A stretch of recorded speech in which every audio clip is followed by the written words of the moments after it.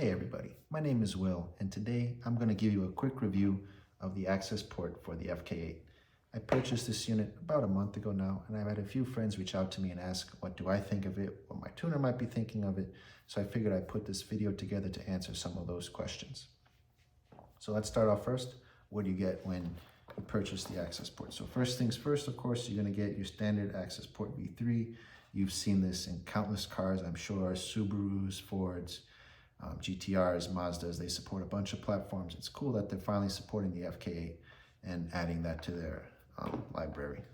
What else do you get? You're going to get a carrying case.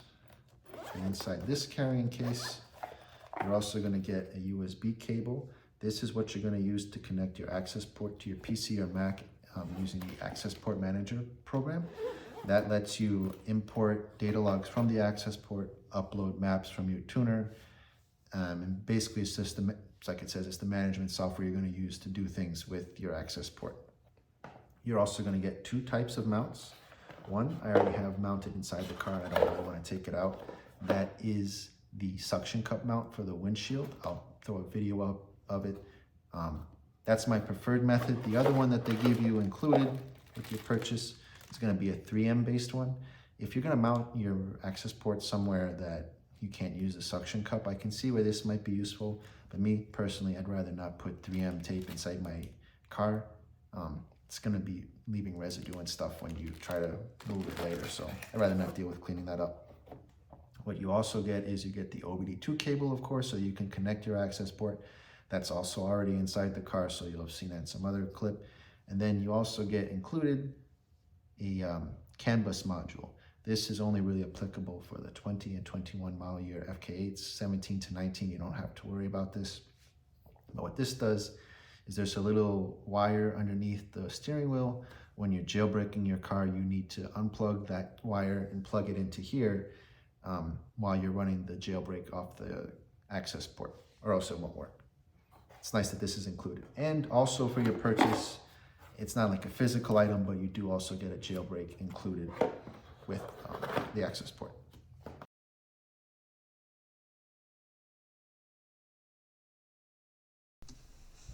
For this section of the video, we're going to run through some of the options you have available to you on the AccessPort once it is up and running for your gauges and data logging.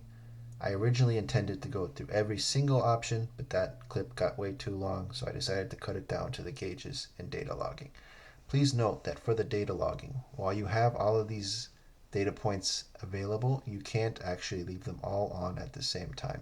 It will tell you it has a memory error and can't log until you start cutting some of them off, as you will see here.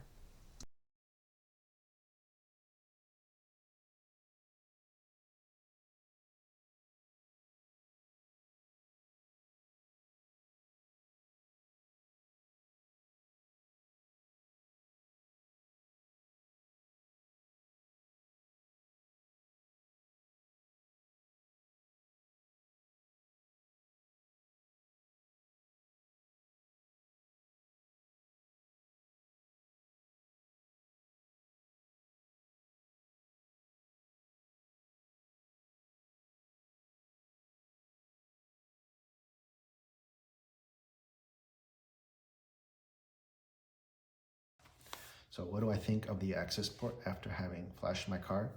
So I'm still in the process of e-tuning with Mike from One-to-One Tuning, but so far I'm happy with the gains, and I'm sure we're going to extract a little bit extra more performance, so I'm happy there. I don't have anything too crazy done to my Type R. I just have the HVI from PRL, their intercooler and charge pipe kit, and the Rampage inlet pipe. So nothing crazy, but there's been a marked improvement in the drivability and power of the car already. I've also been impressed with the data logging and data monitoring features from the AccessPort. It's really cool that basically anything on this car that's monitored by the ECU, you can pull up on the AccessPort for live monitoring while you're driving. So AFR, all your fuel trims, your knock control, things like that, you can have it right there. And as you're tuning a car, you want to pay extra attention to everything. So it's nice that just from this one piece of kit, you don't have to worry about anything else. You just get that and you're good to go. You can watch everything. It's also really easy to data log. Since I have it right next to the steering wheel where I need to do a pull for Mike, okay, start the data log, okay, do the pull, okay, I'm done. I don't have to send him a mountain of data every time, so that helps his job too. So that's also really nice. It's also really easy to see which tuner version you're on, which has been convenient. Um, I haven't run into this issue, but if you need to go back and double check which revision you're on, because maybe you're starting to run into an issue after you've been pressing something, you can go and easily confirm which version is working better, which version is working worse, and then improve from there. So overall for me, I like the AccessPort. It's also been really great that I saved a couple of $100 just from not having to buy the jailbreak and the jailbreaker unit, the canvas module for my car. $300 isn't the end of the world. It's a pay-to-play thing with cars. But it's still nice to have saved, $300 because that basically pays for the custom tuning session. So with that said, let's get a bit more into the pros and cons of both the FlashPro and the AccessPort. This has been, kind of the hot button issue ever since Cobb said, okay, yeah, we're going to start tuning FK8s now, because, Hondata has been in the game with Type Rs now for about 6-7 years. So, they're knee deep into it. They've had time to develop a bunch of things. Most cars are already tuned on Hondata. So people are asking, why would I want to change? What do I gain? What do I lose? So let's get a bit into that. So the main things you're going to have a benefit from with Cobb are, the display. It's really easy to use. You have more features from that unit. You can clear codes without having to hook up a laptop. You can flash without having to hook up a laptop. So there's a lot of functionality just built into the AccessPort. If you haven't tuned already, you also get to save yourself a little bit of money and time just by buying the AccessPort and jailbreaking it that way.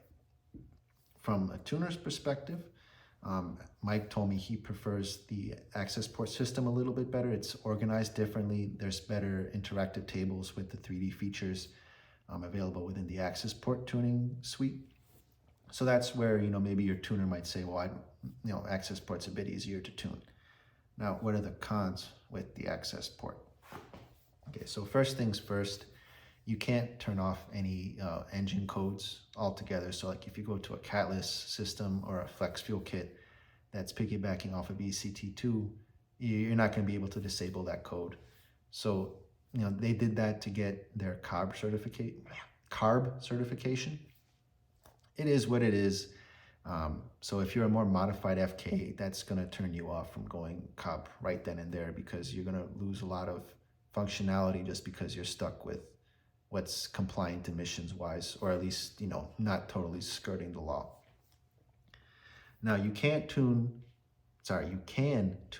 for a specific ethanol blend like E30 or something like that, but you can't use a flex kit. So what that means is you're gonna have to constantly target, E20, E30, so on and so forth. You won't get the option to, fill up with 93 one day or whatever octane you have locally.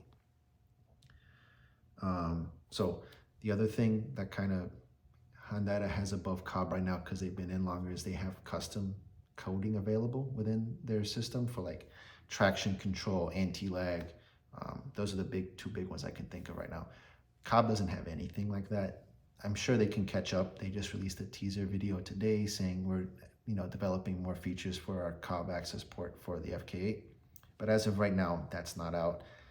Eventually, over time, I'm pretty confident, so is Mike, that they'll start catching up. But just the state of things where they are now, they are behind over there. The other thing is also their base maps are totally based around a stock car. So that money you do save up front, you are probably going to eat it right back up because you're going to get a custom tune, which in the long run is better. So now let's talk about the Hondata FlashPro pros and cons.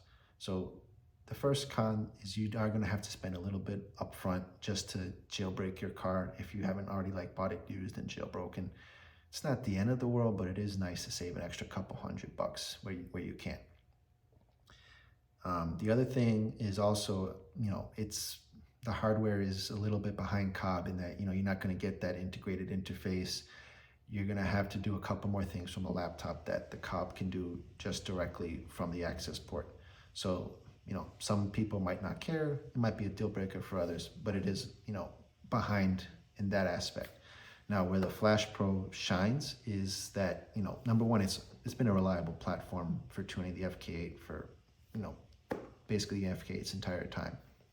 You know, there's 600 wheel horsepower FK8s, and they're just running Hondata. They don't have to go to a Motec necessarily.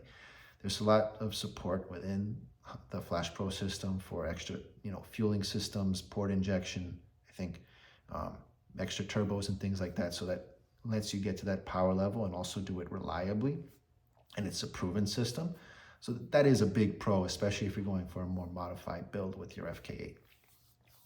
It's also more flexible in that there's more pre-configured options for, like, you know, if you have a PRL intake versus a Venturi versus Mishimoto or things like that.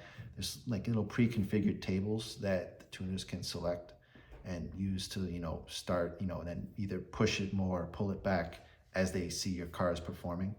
With Cobb, you have to do that totally just within the table from scratch. Those tables might be easier to edit in Cobb, so it kind of balances out a little bit, but it is a bit easier on your tuner to not have to start from scratch every single time for a mod. What else did he say? Oh, the fuel system upgrade. So Hondata has been working on their own fuel system. They've partnered with XDI.